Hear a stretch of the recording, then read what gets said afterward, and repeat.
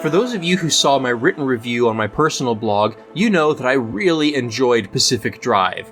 But I'll also admit that I struggled quite a bit in the early hours. There's a tutorial, and it's decent, but it is a bit of an information overload, and the player doesn't really get much opportunity to practice certain mechanics so that they sink in. And if you proceed with the story missions instead of taking some time to explore on your own, some of those story missions, especially early in the game, will actually break or fudge some of those rules, which can make it really easy to forget the things that the tutorial had previously taught you. So I want to share some of my tips based on the confusions and growing pains that I personally experienced in my playtime with the game, so that other new players can hopefully shorten the learning curve and get to enjoying Pacific Drive that much more quickly. Oh, and a little bit of a disclaimer. I was drafting, recording, and editing this video during the final weeks of March and early April of 2024, so these tips are based on the state of the game at that time. It's entirely possible that if you're watching this months or years in the future, that the game has been updated by the developers since then, and some of these tips might not necessarily be valid anymore.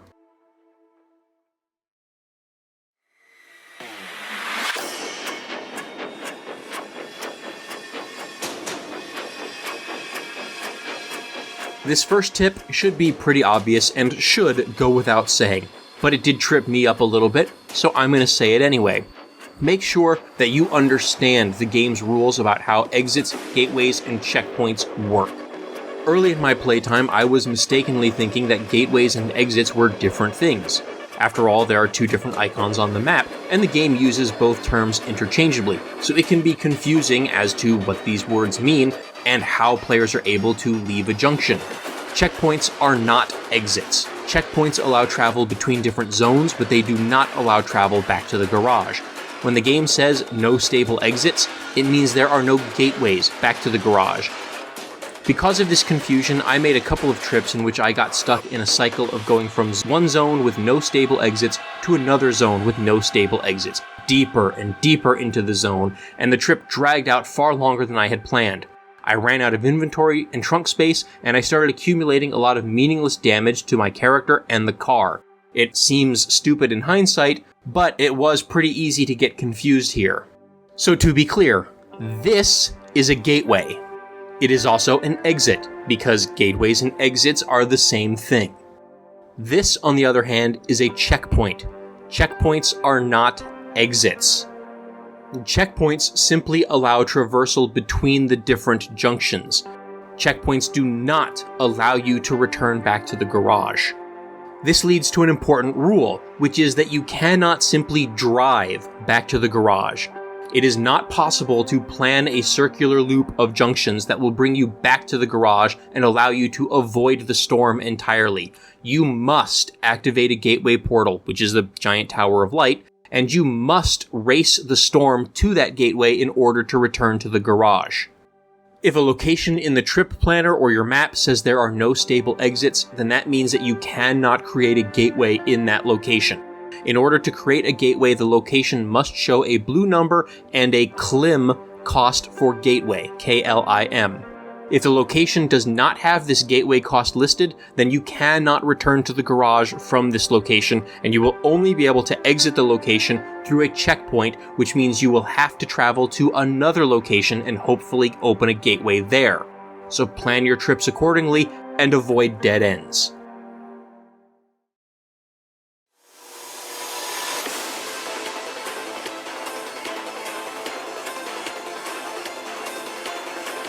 It is very common for survival games to have gotcha mechanics that get thrown at the player as the game goes on.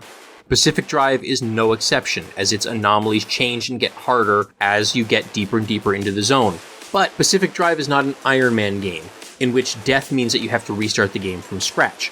In fact, in Pacific Drive, you don't even have to go back to the previous save when you die. Instead, dying teleports the player back to the hub garage, but the penalty is still pretty harsh, as almost all of your collected resources will be lost and the car will suffer extreme damage to its components.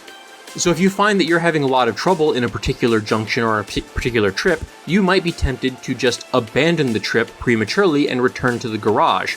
But this is almost as bad as dying. As such, I do not recommend abandoning a trip unless you are absolutely desperate to get back to the garage right now. You will lose almost all of your collected materials, you'll probably lose some of the materials and equipment that you brought into the trip with you, and the car will also suffer damage, though not nearly as much as if you had died.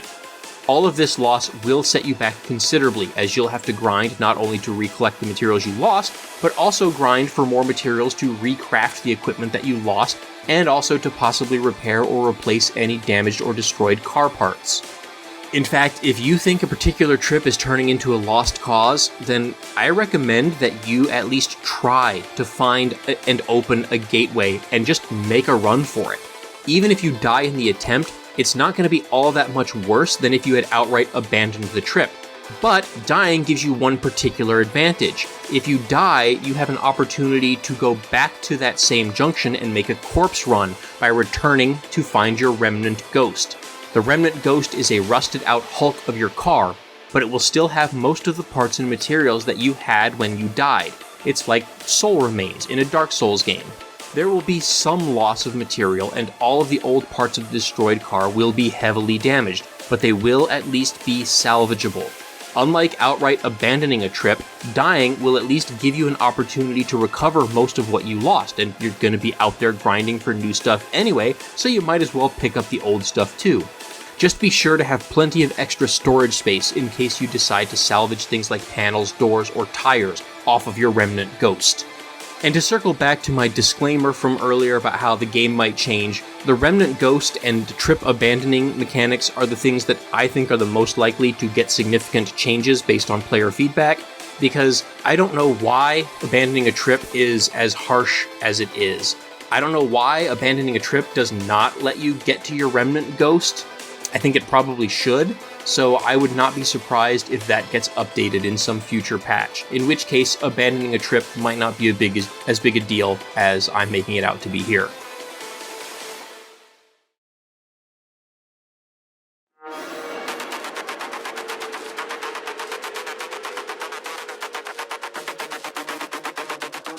Since the only way to successfully end a trip and return to the garage is to open a limb gateway, you will need a supply of energy from anchors.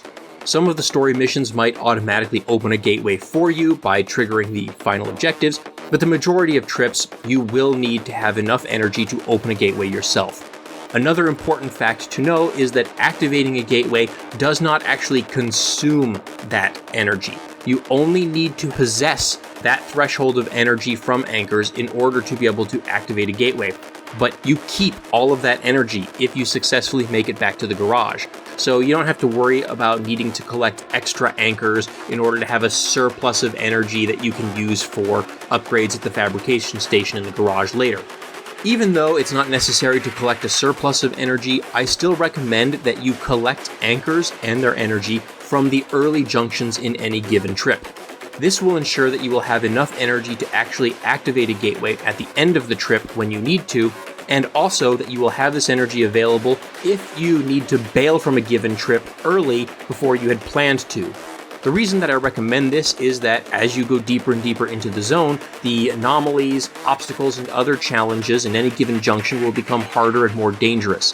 If you wait until the last junction or two before you start collecting anchors in a lengthy trip with like 4, 5, 6, or 7 junctions, you may find that the few anchors that are available in those later junctions will be difficult and dangerous to reach safely, or that you might not even have enough time to get to all of them before the storm shows up. Collecting the anchors early while you are still in the safer junctions ensures that you will have enough energy to escape those deeper, more dangerous junctions without having to put yourself in any unnecessary danger.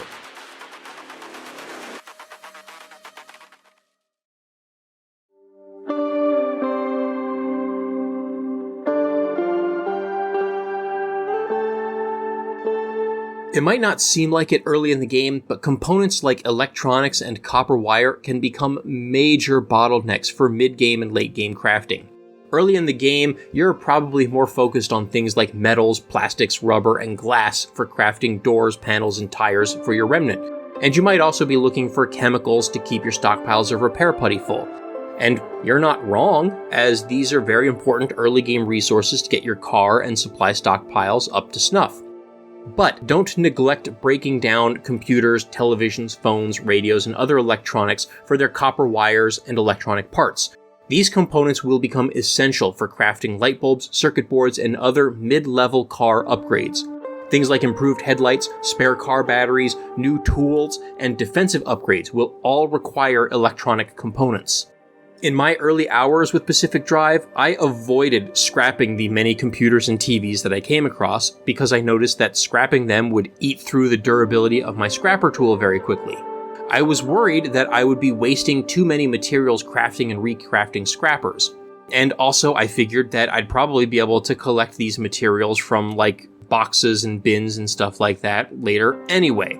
But then I got to the point where it was time to start exploring the mid-zone, and I suddenly ran into a huge bottleneck in my ability to craft the materials and equipment that I needed in order to keep my car in one piece against the more dangerous anomalies in the mid-zone. I had to make multiple extra trips, re-exploring and looting and grinding places I had already been to find wire and electronics before I felt comfortable progressing on with the main campaign. So my advice is to keep a backup scrapper tool in the trunk of your car, or 2 or 3 of them maybe, and don't hesitate to scrap any computers, TVs, radios, or phones that you come across. And if you are stuck having to grind to find more of these components, then I recommend that you focus on the ARDA research outposts or these little ARDA cabins full of computers and stuff, because these almost always have multiple computers and or TVs and or radios inside.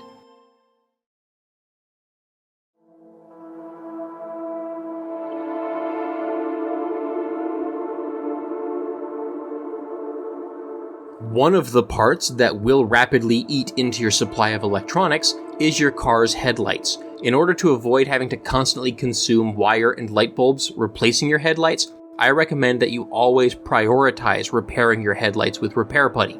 Nighttime in Pacific Drive gets very dark, and it can be borderline impossible to see where you are going or what you are doing if your headlights go out. You'll likely crash into some more obstacles or run into more anomalies if you can't see where you're going, which will only lead to further unnecessary damage to the car and more resources being spent repairing or replacing that damage.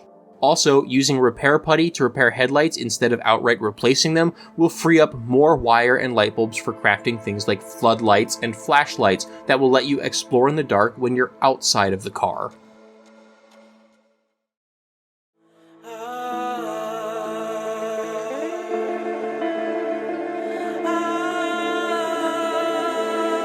And speaking of exploring outside of the car, you will need personal light sources to help you get through the long and frequent nights. If you are consistently stopping to loot the trunks of abandoned cars, then you should have no problem keeping up a large stockpile of flares. And if you find yourself low on flares, then you should start stopping more often at abandoned cars on the side of the road and looting their trunks. Abandoned car trunks almost always have 1 or more road flares. Road flares are also used for crafting the crude reusable torches. These torches are much more practical light sources and make it a lot easier to explore dark forests, so I highly recommend that you keep some readily available in your backpack and in the trunk of your car. Lastly, flares are also great as defensive tools. They can be thrown at tourists to force the tourists to explode, which can clear paths that otherwise would be tricky to navigate without accidentally bumping a tourist and taking damage from the ensuing explosions. They can also be thrown in order to lure abductor anomalies away from the player or the car, so even if you have flashlights readily available, it is still worthwhile to have a hefty supply of road flares in your backpack. Before I continue on with the remaining tips, I want to remind viewers that you can support this channel and the creation of content like this on Patreon. Patrons at certain tier levels get sneak peeks at upcoming content, early access to select content, and voting privileges for upcoming projects. Your support helps to offset the costs of the software that I use to create videos like this, as well as the hosting and maintenance of my personal blog. It also allows me to avoid monetizing this channel or seeking sponsorships, which is why you aren't seeing an ad here or have to listen to me shill a corporate product. I want to sincerely thank all my patrons, past, present, and future, as your support really helps.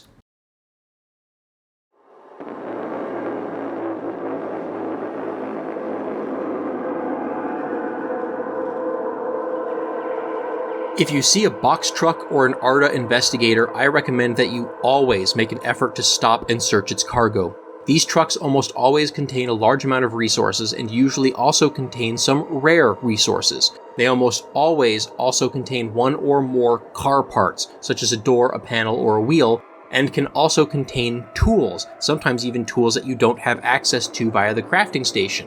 Like I found several blowtorches from these trucks. Even if you don't need to use the car parts that you find in these trucks currently, you should still take them and stash these parts in your trunk.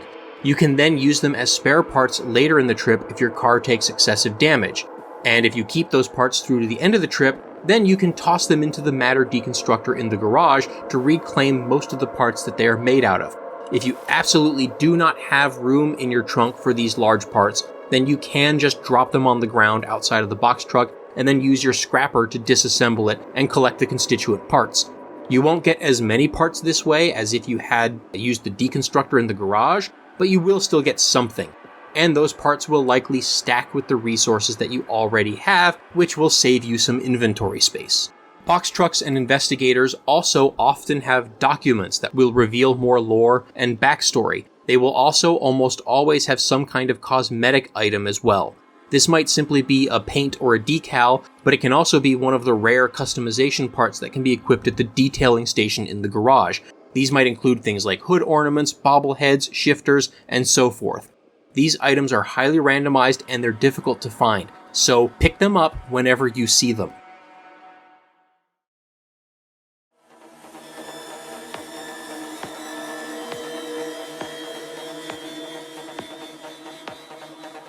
Armored car parts can be expensive to craft, and the recipes for all of them can be difficult to obtain since they require the player to scan anomalies which are very dangerous to approach. In the meantime, you can still armor up your car even without these crafting recipes or the necessary materials. Once you get past the first few story missions, you'll likely start to see abandoned armored cars called Squires along the side of the road, or maybe a little bit further off to the side where they're a little bit harder to see.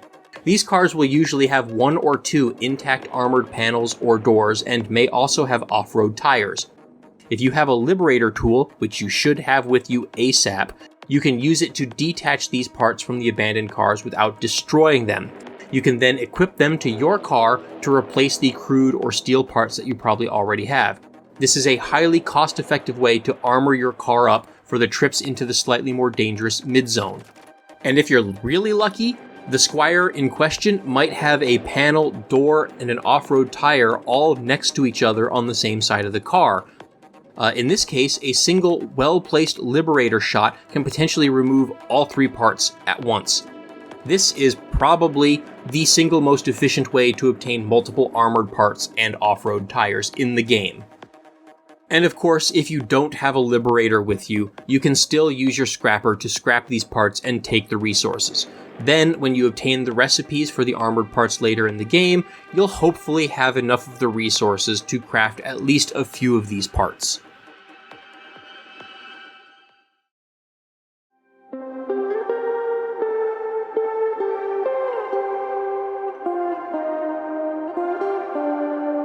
You can extend the life of your car parts by using the Matter Regenerator in the garage. It's the set of speakers that are just off to the right of the jukebox. Make sure you have a spare panel, spare door, and spare wheel or two handy. Then, when you return to the garage, instead of wasting repair putty on heavily damaged car parts, just yank them off and throw them into the Matter Regenerator. Then, you can stick the spare part on the car to replace the broken part. When you come back from your next trip, all the parts in the Matter Regenerator should be fully repaired, and you can swap them out for other damaged parts on the car and save yourself repair putty.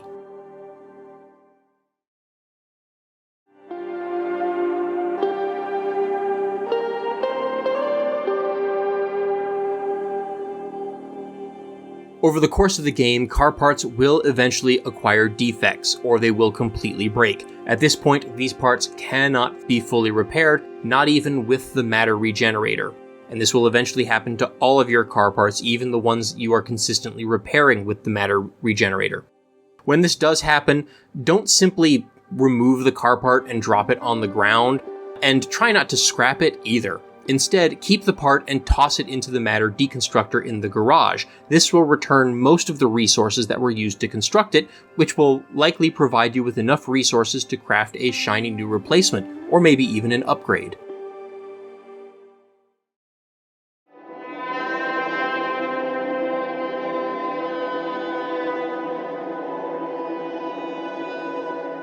You might think that there is an infinite supply of petrol in Opie's garage, and this might lead you to fall into the trap of thinking that there's no reason to ever stop and fill up your gas tank when you're out on the road.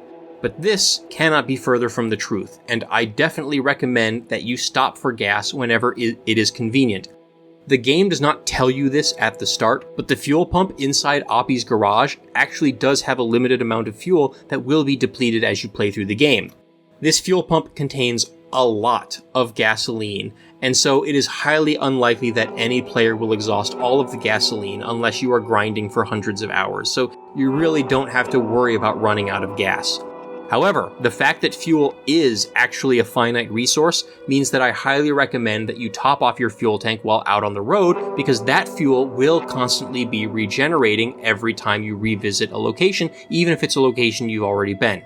This will reduce your dependence on the fuel pump in the garage and will extend the lifetime of the garage's fuel pump indefinitely. Also, it's just a good idea to make sure that you don't run out of gas while you're on the road. The last thing you want is to meticulously have explored multiple zones, collected tons of valuable loot, and maybe even some rare customization materials, and then run out of gas on your way to the gateway back to the garage and get killed. Trust me, it can happen. There's also multiple ways to fill your tank up while you're on the road, besides just stopping at gas stations. There are also ARDA refueling stations in some of the later junctions, and there's also abandoned gasoline tanker trucks. And lastly, you can siphon small amounts of fuel from abandoned cars and the occasional fuel barrel, but those last two generally aren't worth stopping for unless you are absolutely desperate, because they hardly have any fuel in them at all. Fuel is readily available out in the zone, and so there really is no excuse for ever running out of it.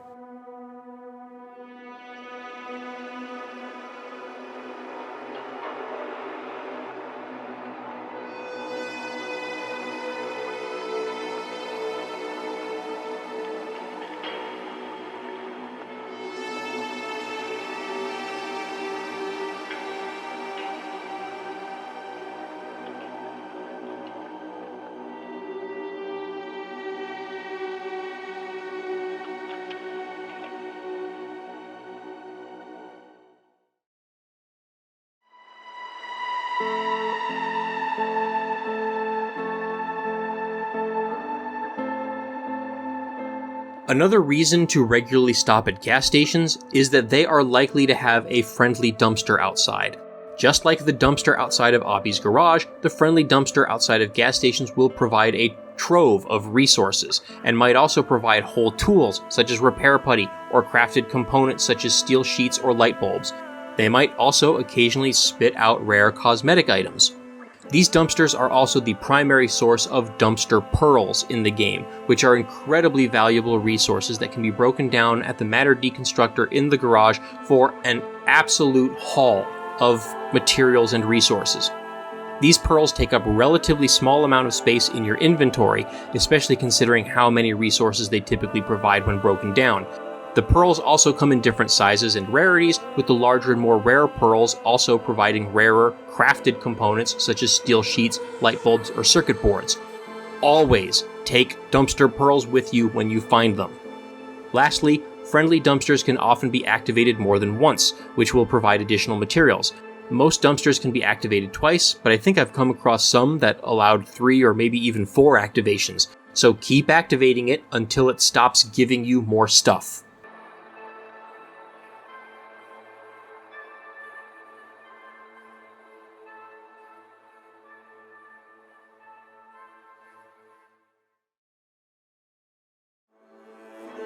Well, I hope that these tips will help new players hit the road running in Pacific Drive. It's a really great and unique game with its particular combination of survival, driving, extraction, and a little bit of horror.